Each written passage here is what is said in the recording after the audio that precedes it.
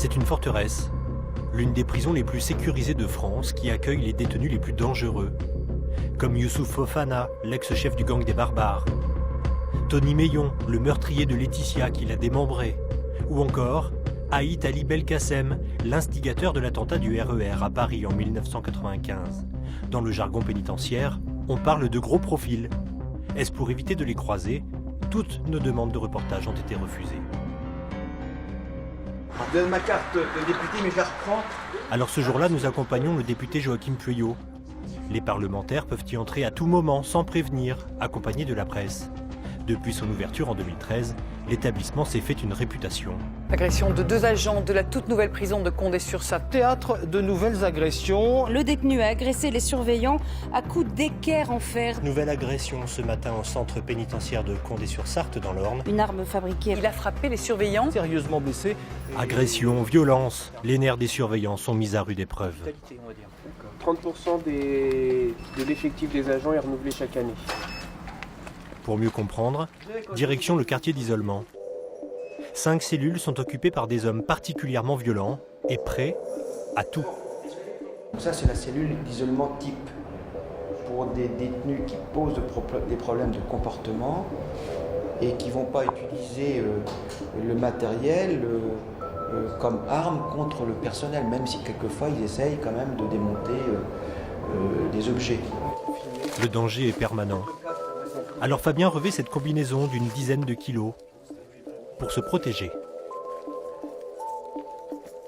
Mon souvenir le plus récent, c'était une plaque chauffante chauffée à haute densité que j'ai fait recevoir sur le visage. Donc sur le coup, on ne prévoit pas l'incident sur le coup, donc automatiquement il y a beaucoup de stress, de peur. Et puis, mais par contre en même temps, il faut pouvoir agir dans la seconde qui suit, quoi.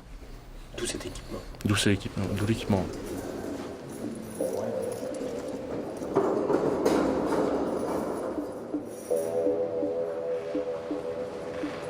Il est l'heure de livrer le repas. Nous restons volontairement à l'écart pour ne pas créer d'incident. Youssouf Fofana se présente, tranquillement. Ce jour-là, aucune agression.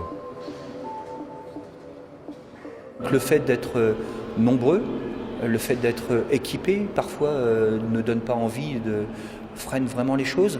Malgré cela, certains, vous avez beau être équipés, vont continuer le passage à l'acte, vont continuer à agresser. Donc est-ce que c'est notre quotidien? Oui, c'est notre vigilance. On travaille tous les jours dans cette prise en charge, mais on ne peut pas baisser notre garde. Ne pas baisser la garde face à ces hommes qui n'ont parfois plus rien à perdre. Et cette spécificité du risque vient d'inciter le garde des Sceaux à créer un nouveau quartier entre ces murs dès 2017. Une unité pour détenus violents de 17 places, pour des hommes en attente de jugement, liés à des affaires de terrorisme et de radicalisation. Sans appréhension, le parlementaire va au contact. Bonjour.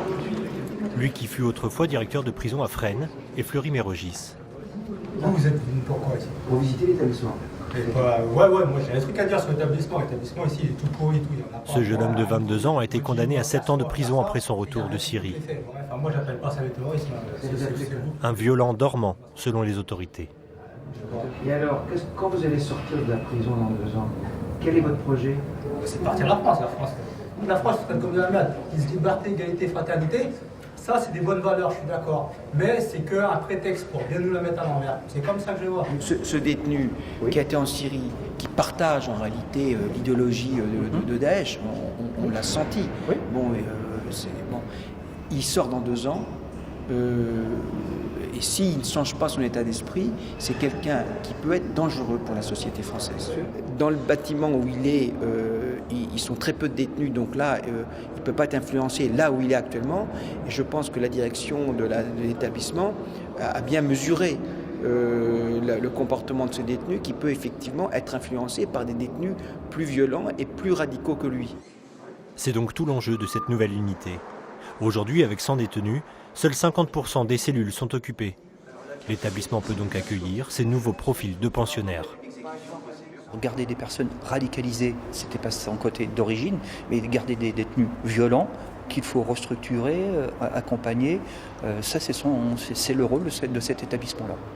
À condition d'y mettre les moyens en hommes et en matériel, selon les syndicats qui réclament un vrai projet d'établissement pour mieux gérer la violence. Le dernier qui a agressé à Condé-sur-Sarthe, il est parti sur un établissement. C'est une patate chaude qu'on s'envoie d'un établissement à un autre parce qu'on n'arrive pas à les gérer. Faisons des structures hyper sécuritaires avec des moyens, des hommes, qu'on puisse gérer ces détenus pour pouvoir avoir d'autres établissements où on y mettra des détenus qui, eux, veulent se réinsérer, qui veulent essayer de profiter de cette peine.